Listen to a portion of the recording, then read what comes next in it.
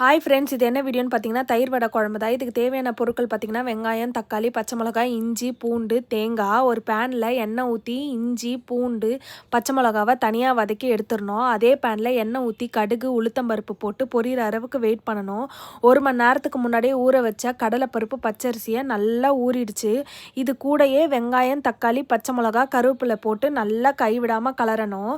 கலர்னதுக்கப்புறம் ஒரு மிக்சி ஜாரில் இந்த கடலைப்பருப்பு, பச்சரிசியை போட்டு அரைச்சிட்டு ஒன்றும் பாதிமா அது கூடயே தேங்காய், பச்சை மிளகா, இஞ்சி, பூண்டை போட்டு நல்லா ஃபைன் பேஸ்ட்டாக அரைச்சி நல்லாவே தண்ணி விடணும். ஏன்னா இதில் பச்சரிசி ஆட் பண்ணியிருக்கிறதால குழம்பு போக போக திக்காயிட்டே இருக்கும். நம்ம எந்த அளவு தண்ணி ஊற்றுறோமோ அந்த அளவு நம்ம கொஞ்சம் சால்ட் ஆட் பண்ணி கைவிடாமல் கலரிட்டே இருக்கணும்.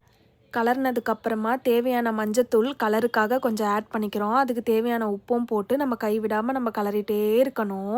ஸ்லோ ஃப்ளேமில் வச்சு தான் நம்ம இதை கலரணும். இந்த குழம்பே செய்யணும். இன்னொரு பேன் எடுத்து அதில் தேவையான எண்ணெய் ஊற்றிக்கணும் வடை சுடுற அளவுக்கு. ஃபைனலாக நம்ம கொஞ்சம் பெருங்காயத்தூள் வாசனைக்காக ஆட் பண்ணுறோம். 1 மணி நேரம் ஊறின உளுத்தம்பருப்பை எடுத்து நல்லா பேஸ்ட்டாக அரைச்சி அது கூட உப்பு ஆட் பண்ணி இந்த மாதிரி திக்காக எடுத்துக்கணும். எண்ணெய் நல்லா சூடாக இருக்கணும். அந்த சூடான எண்ணெயில் நல்லா குண்டு குண்டு குண்டாக போட்டு பொரித்து நான் லைட்டாக ப்ரௌன் ஆனால் போதும். அதை எடுத்து குழம்புல போட்டு குழம்பு ஆறுனதுக்கு அப்புறமா 2லேருந்து 3 ஸ்பூன் தயிர் ஊற்றி நல்லா ஊறி எடுத்திங்கன்னா தயிர் வடை குழம்பு தயார்.